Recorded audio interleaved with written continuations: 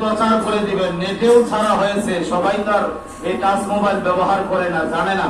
আপনারা জামালপুর বাসী, যেমন আশেপাশে যারা আছেন, জামালপুর, শস্যবাড়ি, শেরপুর, আমাদের টাঙ্গাইল, আশেপাশের মানুষ প্রতি শুক্রবারেই ময়মনসিং খাজাবাড়ি গিয়ে নামাজ আদায় করতে পারে না, সম্ভব হয় না, কথা ঠিক কিনা? আমরা মনে মনে আশা করেছিলাম যে বাবা জান অথবা আব্বু জান যদি এই মসজিদে থাকে আমরা একসাথে নামাজ আদায় করতে পারবো। সেটা আল্লাহর দরবারে কবুল হয়েছে। বাবা জানের নির্দেশে আব্বু জান এখানে এসেছেন।